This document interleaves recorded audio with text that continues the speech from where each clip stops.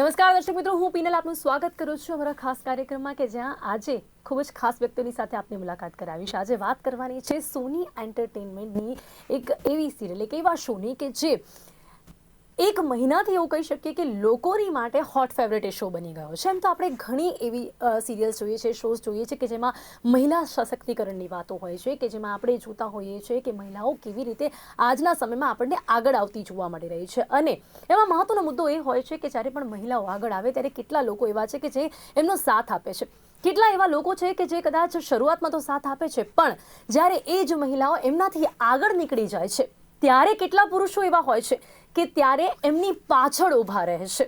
ખૂબ જ ઓછા એવા પુરુષો જોવા મળતા હોય છે ને એ જ આ શોમાં પણ બતાવવામાં આવ્યું છે કે જ્યારે એક મહિલા આગળ નીકળે છે ત્યારે તેની પાછળ કેટલા લોકો વાહવાહી કરવા માટે હોય છે ને કેટલા એવા લોકો એમને ફરી એક વખત પાછળ ધકેલવા માટે ઊભા રહેતા હોય છે. આ જ જે શો છે એ લોકોને પીરસવામાં આવી રહ્યું છે અને લોકોને ખૂબ પસંદ આવી રહ્યું છે. તો આ જ શો વિશે આજે આપણે વાત કરીશું અને આ શો પર વાત કરવા માટે આપણી સાથે આ જ શોના આપ સૌના મનપસંદ સ્ટાર કાસ્ટ એટલે કે મિશકાત વર્મા એન્ડ સુમ્બુલ ટોકીર ખાન આપણી સાથે જોડાયા છે.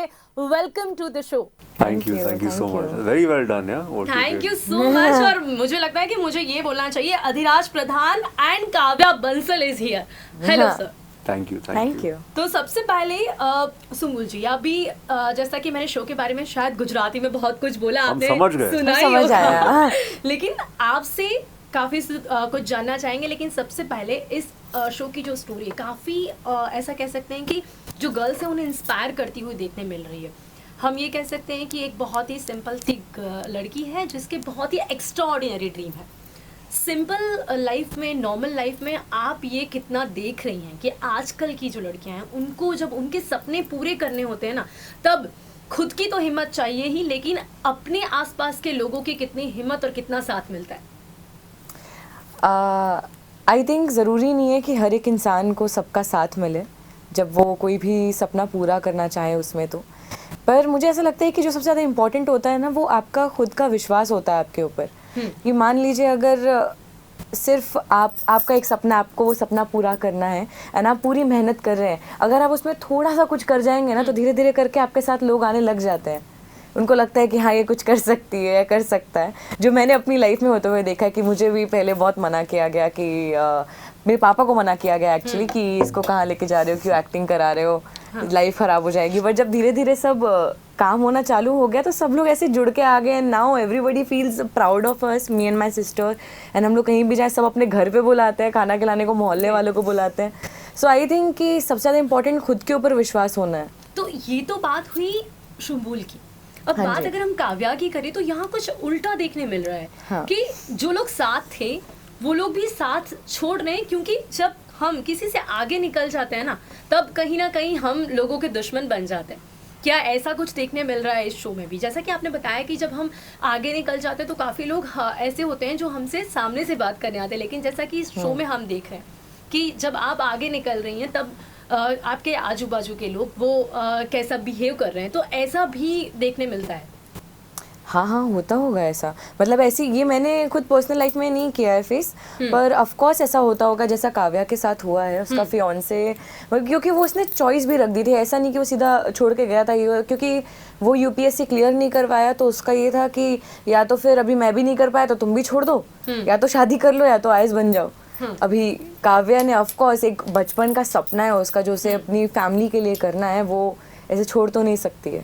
जी बिल्कुल. और ऐसी ही इंस्पिरेशन इस शो से काफ़ी सारी लड़कियों को आज मिल रही है और इसीलिए शो लोगों को बहुत पसंद आ रहा है. मिशकात जी, जैसा कि इस शो में हम आपको देख रहे हैं, मुझे ऐसा लगता है कि सारी लड़कियां ऐसा ही लड़का चाहती होंगी. ऐसा लगता है आपका जो रोल है ना, कुछ ऐसा दिखाया जा रहा है. जी बिल्कुल बिल्कुल. आई एम श्योर अधिराज जो कैरेक्टर है बहुत ही एस्पिरेशनल है. मतलब ऐसे लोग बहुत कम होते हैं इन द रियल वर्ल्ड, लेकिन ऐसे लोग होने चाहिए, स्पेशली गाइज ऐसे होने चाहिए. सो आई होप इस कैरेक्टर के थ्रू हम शायद एक थोड़ा सा चेंज ला सके सोसाइटी में. And the society needs more of guys like Adhiraj in a society. We need so many more Adhirajes, if that's a correct word. Yes, so yeah. तो अधिराज शुभ के बारे में क्या कहना है? जो जैसा रोल हम उनका देख रहे हैं, वैसे लड़कों की सोच के बारे में आपका क्या मानना है? शुभ का जो रोल है, देखिए इन हिज हेड जो शुभ है उसे लग रहा है वो जो कर रहा है सही कर रहा है, बिकॉज उसकी अपब्रिंगिंग ऐसे हुई है, अराउंड उसके घर का माहौल ऐसे रहा है. सो वो someone like Shubh to change and have that broader mindset इतना इजी नहीं होता. It takes time and probably जब शो प्रोग्रेस होगा, प्रॉब्ली शुभ को शायद अपनी गलती का एहसास होगा, अपना ईगो शायद साइड में रख पाए. लेकिन जैसे अगर लड़के ऐसे सोसाइटी में है तो it's going to take some time कि वो अपना सोच बदले. ये ओवरनाइट नहीं होगा. इसके बारे में कॉन्वर्जेशन होनी चाहिए and it will take time. अभी इसके बारे में बातचीत शुरू हुई है हमारी सोसाइटी में and I think it will take time जब शुभ जैसे लड़के शायद कम हो जाए. और मुझे लगता है इस शो से शायद हम वो एक प्रयास है जिससे आगे बढ़ा रहे हैं कि जैसा कि लोगों की सोच इससे बदलती हुई दिख रही है, जो लड़के हैं वो अधिराज की तरह सोचना शुरू कर रहे हैं. जी यहाँ पे अभी शुमुल यहाँ पर जो शो में एक डायलॉग भी हम सुन रहे हैं और ये बहुत ही कॉमन भी है कि हम हमेशा बोलते हैं कि एक मर्द की सफलता के पीछे एक महिला का हाथ होता है. तो आप क्या मानती हो कि हमेशा से हम ये तो बोलते आए हैं, लेकिन ये कब बदलेगा कि एक महिला की सफलता के पीछे भी एक पुरुष का हाथ हो? अभी आई थिंक बदल रहा है स्लोली. आई थिंक ऐसे एग्जांपल सोसाइटी में जब एक मर्द पीछे खुशी खुशी खड़ा रहता है, अभी ऐसा हो रहा है, स्लोली हो रहा है. आई थिंक काव्या के थ्रू और हो जाएगा अभी. हाँ ज़रूर.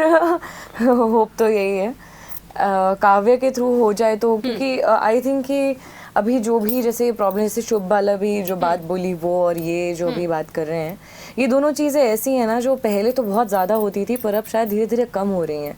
अब जैसे जैसे लोग उनको नॉलेज ज़्यादा होती है, बढ़ती जाती है नॉलेज, तो आपके पास जितनी नॉलेज है, मैं दुनिया की बात कर रही हूँ, किताबी नॉलेज की बात नहीं कर रही हूँ, वो बहुत मैटर करती है आपके थॉट प्रोसेस में, आप किस तरीके से सोचते हैं उस सब में.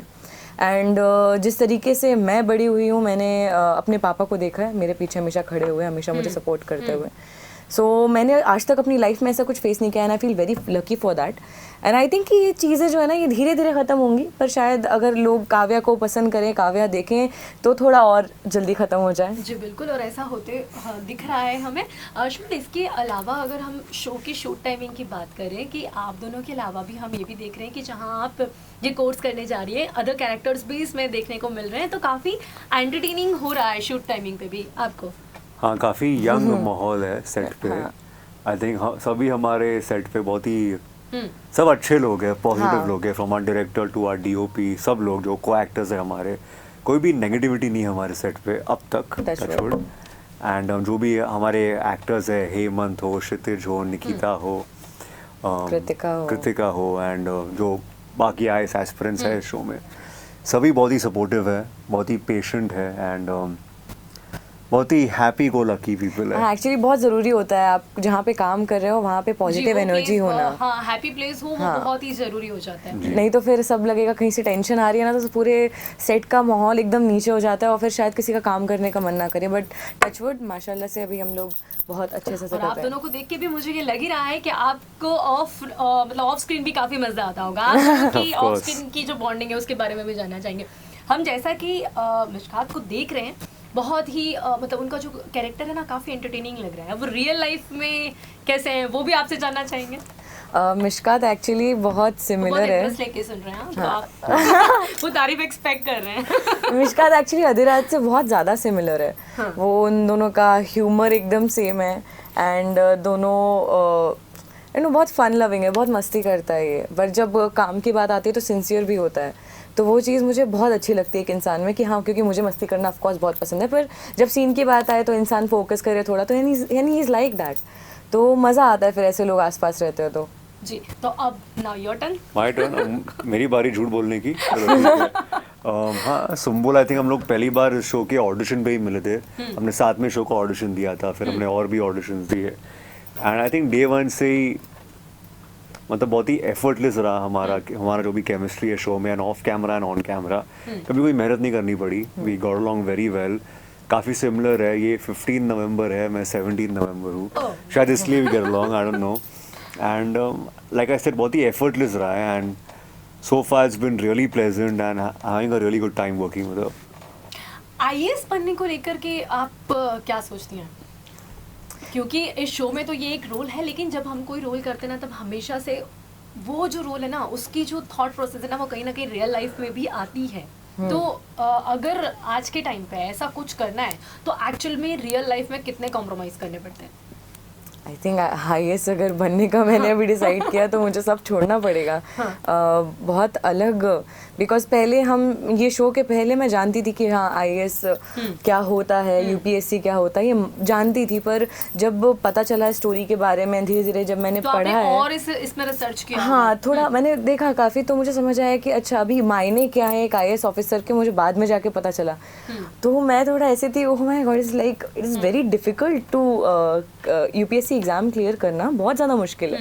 कितने लोगों का कितने अटेम्प्ट्स में नहीं हो पाता है, तो और फिर भी लोग अटेम्प्ट पे अटेम्प्ट देते रहते हैं। मतलब कितना, मतलब लोगों को कितना स्ट्रांग होना पड़ेगा उसके लिए मेंटली, बिकॉज यू नो कि मतलब बहुत रेयर केसेस होते हैं कि फर्स्ट अटेम्प्ट में किसी का क्लियर हो जाए, बहुत रेयर होते हैं। सबसे टफेस्ट एग्जाम है। इससे बड़ा कुछ नहीं होता। तो बस वही मुझे लगता है कि जो लोग आईएएस एस्पिरेंट्स हैं, hats off to them, they are you know very dedicated and they are very strong then. All India rank 9 इनसे भी जानना चाहेंगे थोड़ा कि आप जो मतलब रियल कैरेक्टर हम देख रहे हैं, इतने फन लविंग और एंटरटेनमेंट के साथ अगर कोई आईएएस बन जाए ना, फिर तो चाहिए ही क्या। अधिराज जैसे लोग कम होते हैं। ऑल इंडिया रैंक 9 है, लेकिन मैं अगर मैं खुद की बात करूँ मिशकात की, तो वो ऑल इंडिया रैंक 9000 भी नहीं था। एंड आई थिंक ये एक मैसिव डिफरेंस है हम दोनों के बीच में कि अधिराज बहुत ही इंटेलिजेंट है एंड मिशकात इतना इंटेलिजेंट नहीं है, उसे कभी रैंक ही नहीं मिला है जिंदगी में। ये मैं आपसे नहीं, आपके बारे में आपको बोलना ही नहीं है, आपके बारे में तो सब शुमुल मैं बोलूँगी। बोले कि हाँ सही बोल रहा है। नहीं, ही इज इंटेलिजेंट, वो ऐसा बोल रहा है अभी। हम जो शो में अदर कैरेक्टर्स भी देख रहे हैं, तो हम जब वहाँ पर शूट करते हैं तो कोई हमारे जो व्यूअर्स हैं उनसे कुछ शेयर करना चाहेंगे कि ऑफ स्क्रीन भी आप लोगों को कितना मज़ा आता है, या फिर ऐसा अभी तक का जो 1 मंथ का सफ़र है आपका, आपके साथ काफ़ी सारे ऐसे व्यूअर्स हैं जो जुड़ गए, अब वो लोग शाम को 7:30 होने की वेट करते हैं, तो कुछ ऑफ स्क्रीन आप उनके साथ शेयर करना चाहेंगे? ये हम लोग मस्ती तो बहुत ही ज़्यादा करते हैं सेट पे, लिटरली बहुत ज़्यादा करते हैं। जितना मुझे इससे बात करना जितना पसंद होगा ना, मुझे उससे लाख करोड़ गुना ज़्यादा अच्छा लगता है जब ये और हमारे जो डायरेक्टर सर है विक्रम घाई sir,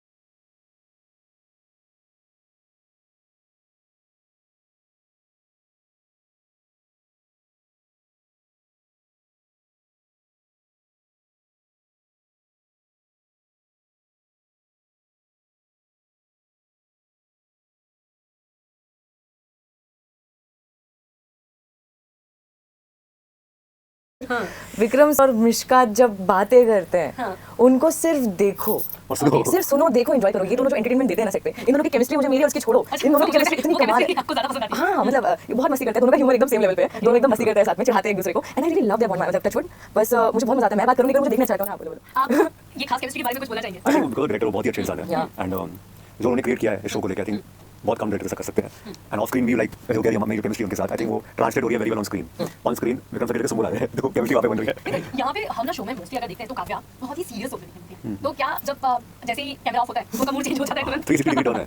that speaks all about as an actor है कि जैसे कैमरा स्विच ऑफ होता है ये कुछ अलग ही है, मतलब कि कैमरा जब स्विच ऑन होता है तभी काव्या बन सकती है। दैट शोस की सुबह कितनी क्वालिफाइड एक्टर है। पर मुझे लगता है कि इनमें ज़्यादा चेंज देखने नहीं मिलता होगा। नहीं ऐसा नहीं, ऐसा नहीं है। वो थोड़ा सा एक change थोड़ा नहीं वैसे देखो मेरे सीन्स पे भी डिपेंड करता है। एक्चुअली मैंने बोला ना कि चलो मस्ती करता है वो अपनी जगह, पर इसकी मस्ती मेकअप रूम या वैनिटी तक वो लोग करता है। सेट पे आने के बाद when we are discussing scenes और एनीथिंग ना, तब स्क्रिप्ट आने का तो बहुत सिंसियर हो जाता है।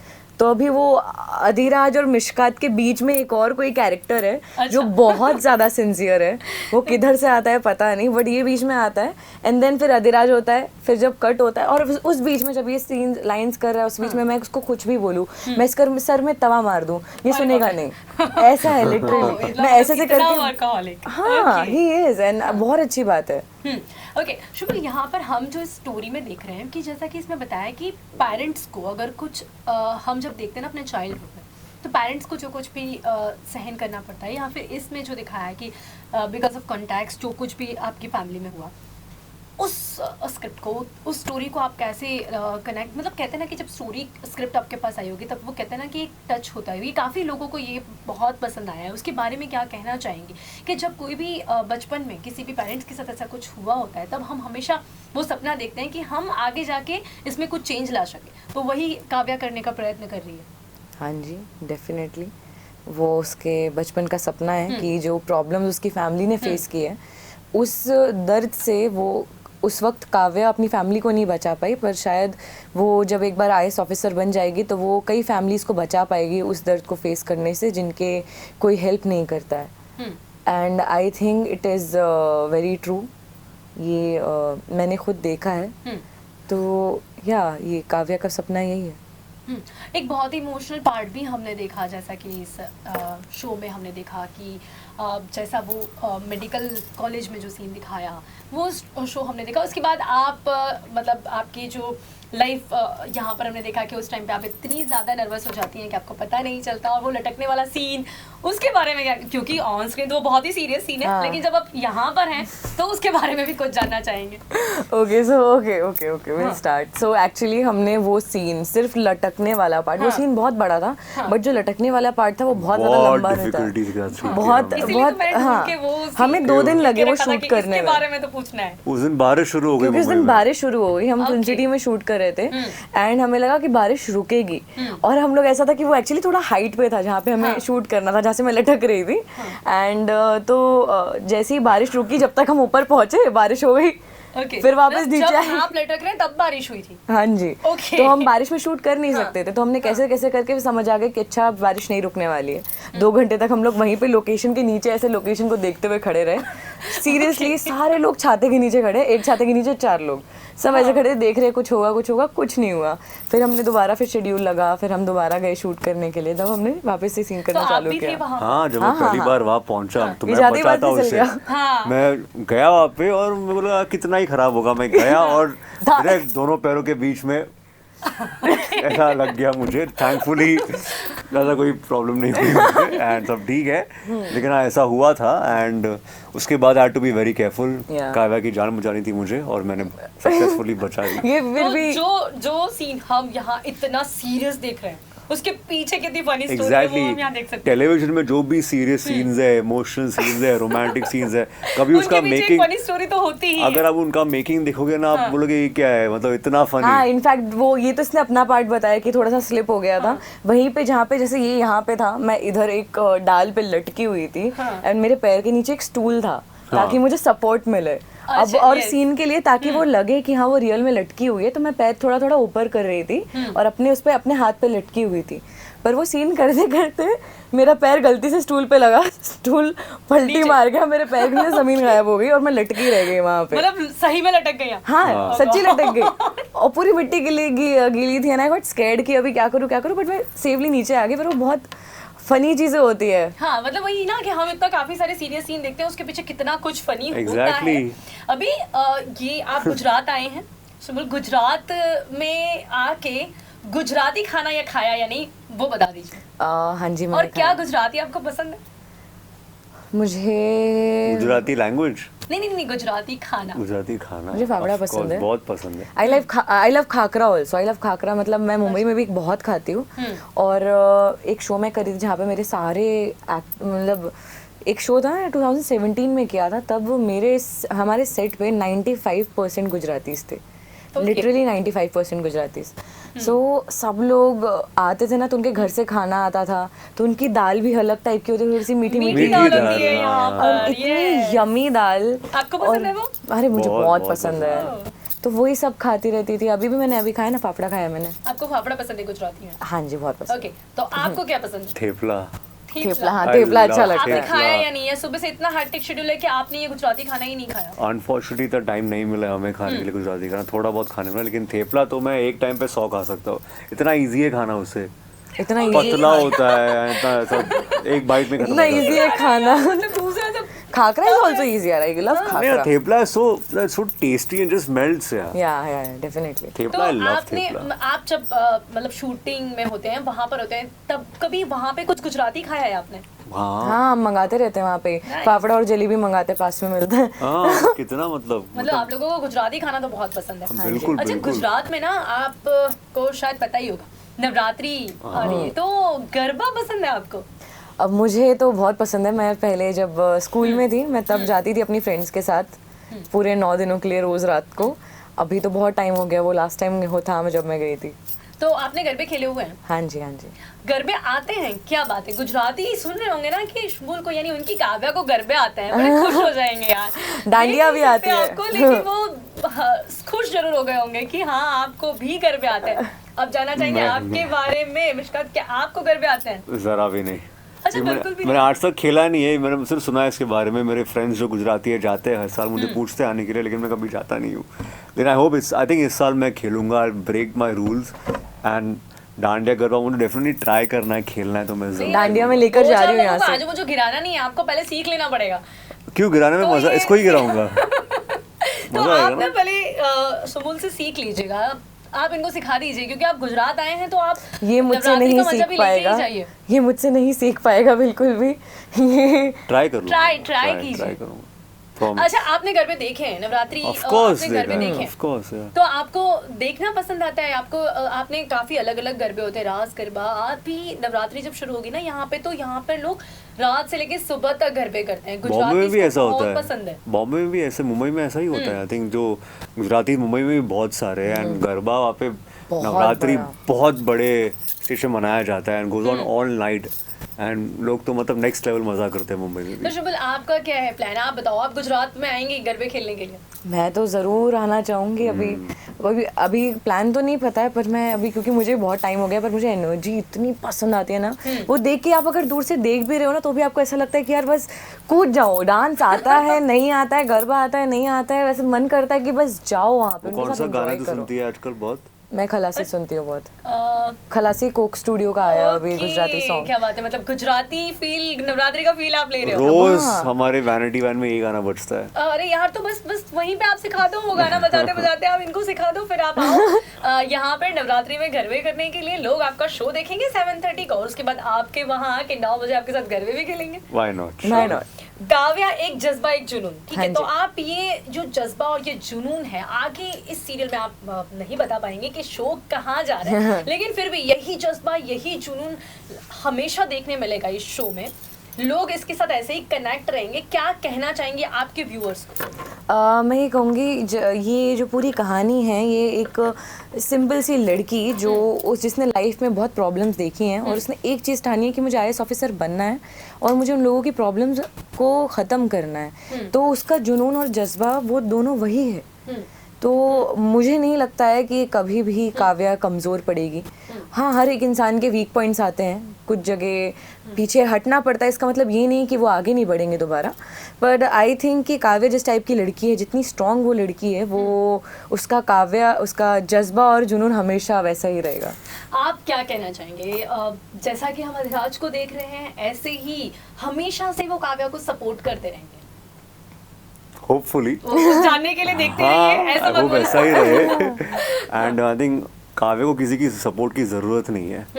एंड क्या पता काव्य अधिराज को सपोर्ट करे आगे जाके, ऐसा भी हो ये भी हो सकता है. सकता है, बिल्कुल हो सकता है. और जैसा कि इस शो में तो ऐसा ही कुछ नया नया देखने मिल रहा है. अभी शुम्बल यहाँ पे गुजरात आई है ना, तो गुजराती में तो आपसे बुलाऊंगी, लेकिन अपना खास करके जो भी फीमेल्स हैं उन्हें क्या बोलना चाहेंगे? क्योंकि काफी कुछ आपने एक एज अ काव्या आपने काफी कुछ फेस किया है और काफी कुछ आप फील कर सकती हैं. और अगर यहाँ पर भी हमारे समाज में भी जो लड़कियां हैं वो अगर ऐसा फील करती हैं तो व्हाट दे कैन डू, वो क्या कर सकती हैं? काव्या के रोल से तो आप बता ही रही हैं लोगों को, लेकिन फिर भी यहाँ आपको एज अ काव्या व्यूअर्स देख रहे हैं, क्या कहना चाहेंगे आप उनसे? मैं ये कहूँगी, अगर लड़कियों की बात करें तो, कि लड़कियां हमेशा ना कहीं, क्योंकि फैमिली का प्रेशर होता है किसी के ऊपर, किसी और चीज़ का प्रेशर होता है कहीं ना कहीं। पर आई थिंक कि कुछ लड़कियां होती हैं, हर एक लड़की के अंदर ना बहुत पोटेंशियल होता है, and वो बहुत ही एम्पावर्ड होती हैं अपने ही आप में, पर वो मानना नहीं चाहती हैं, वो पूछती हैं, वो वैलिडेशन सीख करती हैं, जो मैंने देखा है, एंड इट्स कम्प्लीटली नॉर्मल। पर मेरा ये मानना है कि किसी की वैलिडेशन की ज़रूरत नहीं है ये जानने के लिए कि आप कितने स्ट्रॉन्ग हैं, क्योंकि एक बार आप बस मान लेना कि मैं स्ट्रॉन्ग हूँ, फिर आप कुछ भी कर सकते हो और कोई आपको रोक नहीं और अगर सकेगा। लाइफ में शुभ जैसा पार्टनर हो तो व्हाट वी कैन डू? अगर आपको शुभ जैसा पार्टनर मिले तो या तो आप उसको एकदम शुभ का ऑपोजिट बना दें, अधिराज जैसा अगर आपको हो सके तो। पर अगर वो नहीं हो सकता है, अधिराज नहीं आ सकता। एग्जैक्टली नहीं आ सकता है, पर अगर वो नहीं हो पाता है तो प्लीज़ आप अपनी लाइफ में आगे बढ़ें, अपना टाइम वेस्ट ना करें, अपना दिमाग मत खपाएं गलत जगह। हाँ, और शुभ को अधिराज बनाने का भी ट्राई हम कर सकते हैं, राइट? ट्राई कर सकते हो, वही मैं बोल रही हूँ। अगर नहीं हो पा रहा है, उम्मीद नहीं दिख रही है, तो फिर निकल लो। ये भी सही है जी। यहाँ पर जैसा कि काव्या अपने सपनों के लिए आगे बढ़ती हुई हमें दिख रही है, ऐसे ही अपने सपनों के लिए सभी को आगे बढ़ना चाहिए। अभी एंड में गुजराती में हो जाए एक लाइन, हाँ बिल्कुल बोलिए। तो आपका शो, અમારો શો 7:30 એ રાત્રે આવે છે, જરૂરથી જુઓ। ઓકે ચલો શોર્ટ में અમારો શો કાવ્યા એક જज्बा एक जुनून જરૂરથી જુઓ 7:30 PM ऑन सोनी एंटरटेनमेंट। हमारा शो काव्या एक जज्बा एक जुनून जरूर જરૂરથી જુઓ। जरूर थी जियो 7:30 7:30 PM on Sony entertainment television. Yes okay, अब गुजरातियों को नवरात्रि के लिए बोल दीजिए हैप्पी नवरात्रि जी। હેપી નવરાત્રી સભી કો। તો અત્યારે સમય અહીંયા સમાપ્ત થાય છે। આપણી સાથે આપ સૌના ફેવરિટ સ્ટાર મિષ્કાત પરમાર, સુબુલ ટોકી ખાન એટલે કે અધિરાજ પ્રધાન અને કાવ્યા બંસલ આપણી સાથે જોડાયા હતા અને આ શો વિશે સાથે જ ઓન સ્ક્રીનની તો વાત કરી, પરંતુ એની સાથે સાથે ઓફ સ્ક્રીન પણ ઘણું બધું આપણને જણાવ્યું છે અને આપણી સાથે અહીંયા જોડાયા હતા, જેની માટે આપનું ખૂબ ખૂબ ધન્યવાદ। Thank you so much for coming here. Thank you so much for having us. Thank you. Thank you. તો દર્શક મિત્રો, આપણે આ ખાસ કાર્યક્રમમાં આપ સૌના ફેવરિટ શો કાવ્યા એક જज्बा એક જુનૂન, જેના વિશે આપણે વાત કરી છે અને આ શોમાં અત્યાર સુધી તો આપણે ઘણું બધું એક્સાઇટિંગ જોવા મળ્યું છે, આગળ પણ આવી જ રીતે જોવા મળશે, પણ અહીંયા આપણને ઘણી બધી એવી પણ બાબતો જાણવા મળી છે કે જે કદાચ આપણને ઓન સ્ક્રીન જોવા નથી મળતી। તો યસ, આ શો જોતા રહો 7:30 PM ઓન સોની એન્ટરટેનમેન્ટ। અત્યારે કાર્યક્રમમાં બસ આટલું જ, ફરીથી મળીશું, રજા આપશો, નમસ્કાર।